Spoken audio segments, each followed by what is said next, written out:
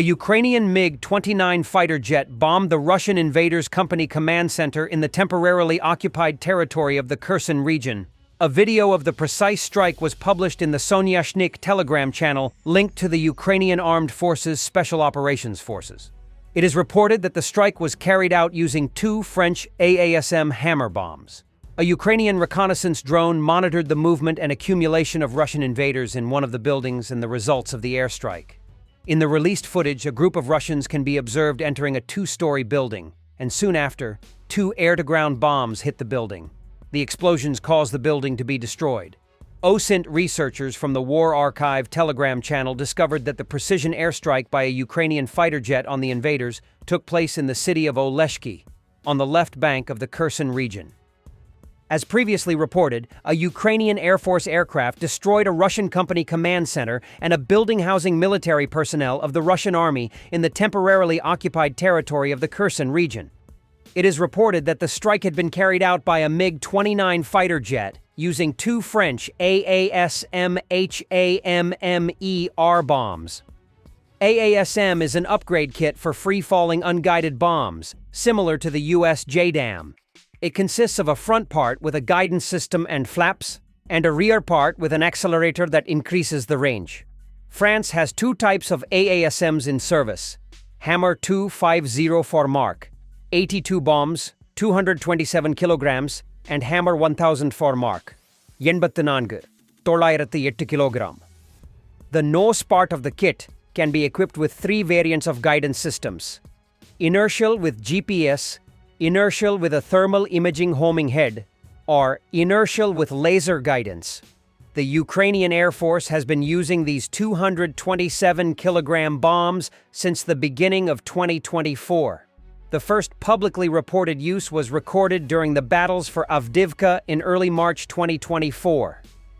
Russia also carried out a massive Shahed drone strike on the Odessa region. Ukraine is significantly enhancing its defenses against Russian Shahed drones through a multifaceted approach. The Ukrainian Air Force has achieved near-perfect interception rates by integrating advanced electronic warfare systems and mobile air defense units, effectively countering Russia's upgraded Shahed drones.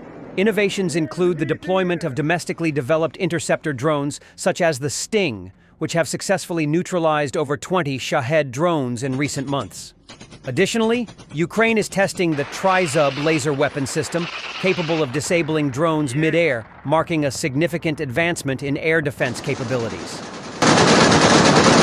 Remote pilots from the Marlet unit of Ukraine's 31st Separate Mechanized Brigade used an FPV drone to capture a Russian infantryman.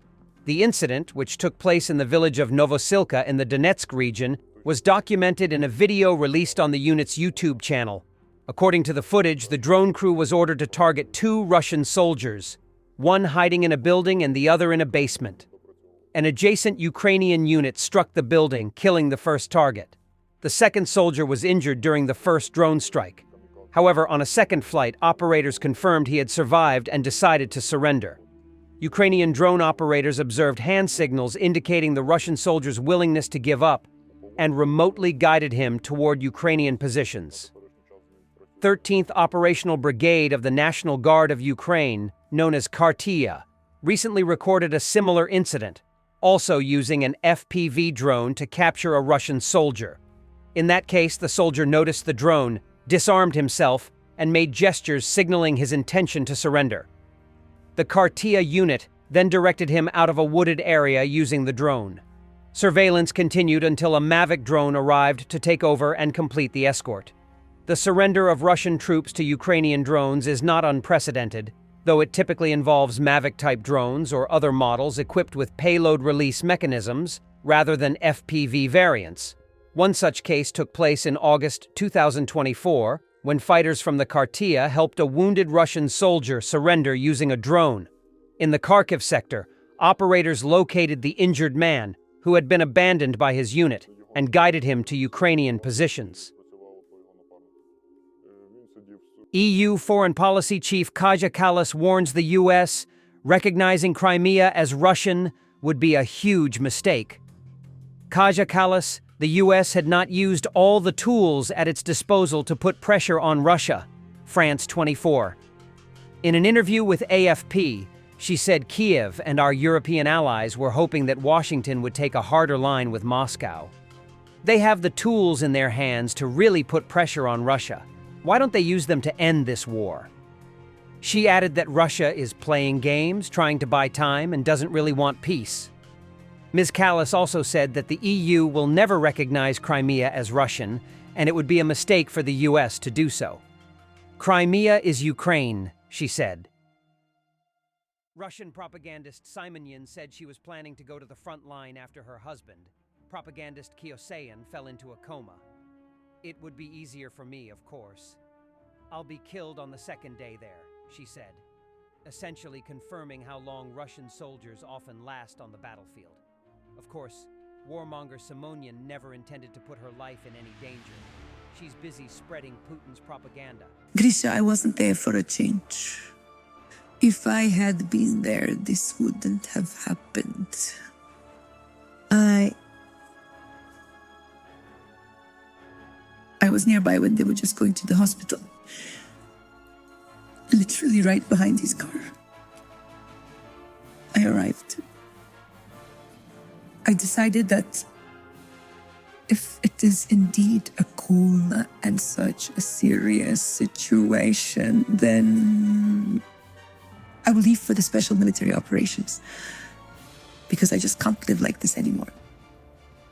The sisters will raise the children. We already live together. Both her children and my children. It will be easier for me, of course. They'll get me on the second day. And it will be wonderful. I'll go meet the Lord. I hope it's truly wonderful.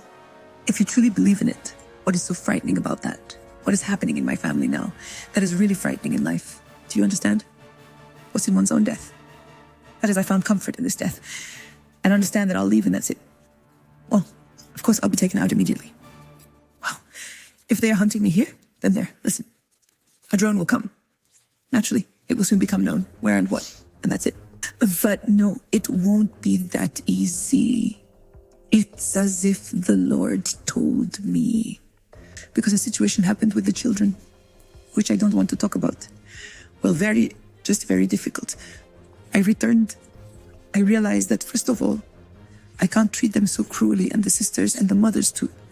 I started looking for other comforts.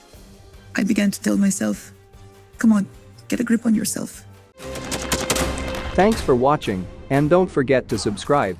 Also, if you want to support Warthog Defense, please become our member and get early access to new videos, exclusive members-only videos, and become administrator in comment section. The membership link is in the description. Rescues every day. We had a guy last week at 6 rescues in 6 days. You know, he's doing the job every day.